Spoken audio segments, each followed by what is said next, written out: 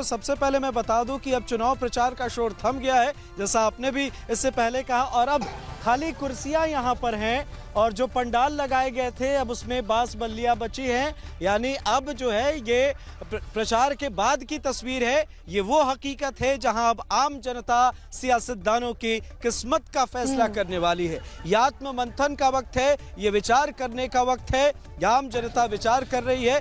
कल देखना होगा क्या कुछ चीजें निकलती हैं। हालांकि अभी अगर आज हम बात कर रहे हैं शाम के 5 बजे के बाद, तो सबसे अहम हो जाता है हमारे लिए कि दूसरे चरण में, क्योंकि पहले चरण में बम्पर वोटिंग हुई है, तो दूसरे चरण में क्या रहा खास। पहले चरण में बम्पर वोटिंग के बाद कई सवाल उठे, इस बीच में वीवीपैट की कुछ पर्चियां भी बाहर आई, उसकी तस्वीरें सामने आई, उसमें जांच पड़ताल चल रहा है। सबसे खास क्या रहा कि एनडीए ने अपने तमाम बड़े चेहरों को चुनाव प्रचार में इस्तेमाल किया। प्रधानमंत्री नरेंद्र मोदी, उत्तर प्रदेश के मुख्यमंत्री योगी आदित्यनाथ, आज खुद चिराग पासवान से लेकर नीतीश कुमार, तमाम बड़े नेता चुनाव प्रचार में जुटे रहे। इससे फर्क ये पड़ा, ठीक है अमृत, आप जो भी बता रहे हैं, आप भी यही कह रहे हैं कि बड़े चेहरे सब मैदान में उतरे थे, स्टार प्रचारक सभी प्रदेशों के मुख्यमंत्रियों को लाया गया था एक विजन दिखाने के लिए कि कैसा डबल इंजन की सरकार बाकी प्रदेशों में चलती है।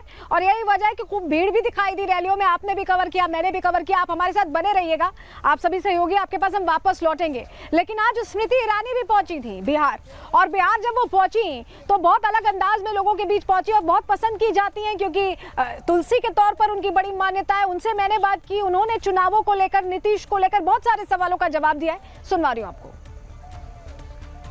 सबसे पहले आपसे यही जानना चाहती हूँ, जिस तरह का वोटर टर्नआउट रहा है, क्या इशारा है ये आप लोगों के लिए? मैं आभार वंदन करती हूँ चुनाव आयोग का, जो इतना कटाक्ष सहने के बाद भी तटस्थ रहे और चुनाव आयोग और लोकतंत्र के प्रति बिहार की जनता की जो आस्था है वो प्रतिबिंबित हुई है इस चुनाव में। पहले चरण के जो मतदान है उनके आंकड़ों में, तो अभिनंदन ना सिर्फ चुनाव आयोग का बल्कि साथ ही बिहार की जनता का भी, कि बड़ी परिपक्वता के साथ उन्होंने विपक्ष के कटाक्ष का, विपक्ष की अपमानजनक जिन्होंने परिस्थिति बनाई थी चुनाव आयोग के लिए, उसका मुंह तोड़ जवाब दिया है। महिला वोटर्स खूब निकली हैं और ये कहा जा रहा है, जो विपक्ष है वो कह रहा है कि जो 10,000 की किश्त एकदम चुनाव से पहले आई है, ये एक इंजेक्शन का काम किया है निकालने का, या झुकाव बना दिया है। इस पर आप क्या कहें? मेरा ये मानना है कि 11 लाख समूह सिर्फ चुनाव से पहले नहीं बने। 1,30,00,000 बहनों का समूह के माध्यम से अपना आजीविका, अपना जीवन जीना, ये चुनाव से पहले नहीं बना। विपक्ष आज जागा है इस हकीकत के प्रति, तो इसमें कहीं ना कहीं कोताही विपक्ष ने बरती है। लेकिन महिला आर्थिक रूप से स्वावलंबी बने, उस विषय पर विपक्ष का क्या दृष्टिकोण है, ये इस बात से साबित होता है कि जब 10,000 रुपये का सीड मनी दिया गया, खैरात नहीं थी, दान नहीं था, जो अपमानजनक शब्द विपक्ष के नेता इस्तेमाल करते हैं समूह की बहनों के प्रति, वो सारी बातें एक तरफ छोड़कर विपक्ष का क्या रुख है, ये इस बात से साबित होता है कि उन्होंने बहनों को सीड मनी ना मिले, बिहार की महिलाएं आर्थिक रूप से स्वावलंबी ना हो, तो विपक्ष ने उनके खिलाफ जाकर चुनाव आयोग में पत्र लिखा, और यही विपक्ष का घिनौना सच दर्शाता है। और हमारे साथ हमारे सहयोगी सागर अब जुड़े हुए हैं। सागर, आपसे पहले बात करने की कोशिश की जा रही थी, लेकिन जरा ये बताइए कि अब जब चुनाव प्रचार खत्म हो गया है, एक बहुत कॉन्फिडेंट, जिससे भी आप बात करें, कॉन्फिडेंट वर्ड्स आ रहे हैं तमाम जो एनडीए के चेहरे, आपने भी बहुत लोगों से बात की, सबकी तरफ से जो बातें कही जा रही है उसमें बहुत कॉन्फिडेंस, जीत का कॉन्फिडेंस दिख रहा है। क्या महागठबंधन के किसी नेता से बात करके ऐसा कॉन्फिडेंस आपको देखा? क्या आपका एनालिसिस है? देखिए बिल्कुल सलोनी, अगर हम बात करें तो जिस तरह से हमने देखा हर एक नेताओं की बड़े बड़े दावे और वादे हैं, लेकिन अब जनाधार अब तय करेगा कि आखिर उनके लिए कौन सा नेता दमदार रहा पूरे इस चुनावी देखिए प्रचार के दौरान, इस कैंपेनिंग के दौरान।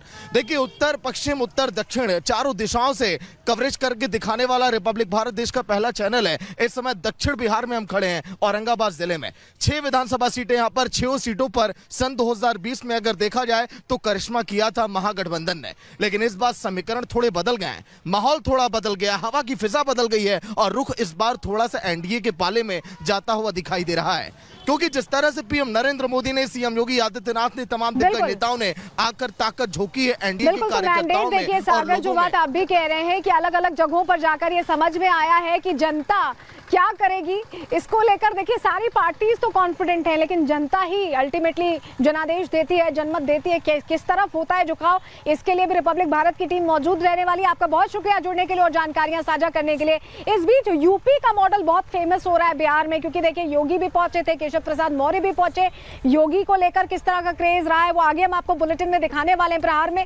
लेकिन केशव प्रसाद मौर्य ने कुछ बड़ी बातें कही चुनावों को लेकर, तेजस्वी को लेकर, कैसे उन्होंने निशाना साधा, कैसे जीत का उन्होंने एक तरह से कॉन्फिडेंस दिखाया, आपको सुनवा रहे हैं। श्री तेजस्वी यादव जी जितने भी वादे किए वो फर्जी हैं। पहला वादा अगर मैं एक ही सिंपल दे दूं आपको, उन्होंने कहा कि बिहार के हर परिवार के एक सदस्य को सरकारी नौकरी देंगे। बिहार में जो जातिगत सर्वे श्री नीतीश कुमार जी की सरकार ने कराया था उसमें 2,96,00,000 परिवार निकले। अगर 2,96,00,000 परिवार को वह सरकारी नौकरी देंगे तो यहाँ मैंने 4th क्लास का जो कर्मी होता है उसकी सैलरी भी 50,000 कुछ प्लस में है। तो 2-3 करोड़ लोगों को नौकरी अगर देना है तो 3-5-15 लाख करोड़ रुपए चाहिए। और बिहार सरकार का बजट जो इस वर्ष का पेश हुआ है वो 3,17,000 करोड़ का है।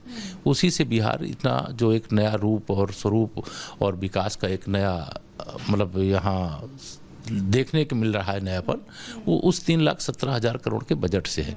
आप पहले 2,96,00,000 लोगों को नौकरी देने की जो बात वो कर रहे हैं, उसके लिए ये वेतन देने का पैसा कहाँ से लाएंगे? तो देखिए यहाँ पर केशव प्रसाद मौर्य यही बता रहे हैं कि जो बातें कही जा रही हैं तेजस्वी प्रसाद यादव की तरफ से वो प्रैक्टिकल नहीं है, प्रैक्टिकल अप्रोच में उसे फॉलो नहीं किया जा सकता, कहा जा सकता है, ऐसा केशव प्रसाद मौर्य कह रहे थे। और हमारे साथ अब प्रियंका जुड़ गई है मुंगेर से, उनका रुख कर लेते हैं। प्रियंका, जिस तरह का मूड दिख रहा है, देखिए ये तो तय है कि जनता बड़ी संख्या में दूसरे चरण में भी निकलने वाली है, क्योंकि रैलियों में भी दिख रही है, सड़कों पर भी दिख रही है और बहुत जागरूक कर जनता दिख रही है। बिल्कुल हर जगह जनता मौजूद है और मुद्दों के साथ मौजूद है, क्योंकि उनके पास समस्याएं भी, उनको पता है कि समाधान कौन देगा, किससे उम्मीद हमें रखनी है। वो ये समझ रहे हैं कि मुंगेरी लाल के हसीन सपने कौन दिखा रहा है, वो ये जान रहे हैं कि भाई ये दुनाली वाली सरकार को लाना है या फिर जिसने बेरोजगारी को मिटाने का वादा किया है उसको लाना है। तो ये सब तमाम सारे मुद्दे हैं, चाहे फिर वो बेरोजगारी हो, पलायन हो, सड़क हो, बिजली हो, पानी हो, कई सारी ऐसी चीजें अभी देखना होगा कि दूसरे चरण में भी क्या बम्पर वोटिंग होगी। हालांकि जो इस बार वोट परसेंटेज आया उसने पिछले 70 साल का रिकॉर्ड तोड़ दिया है।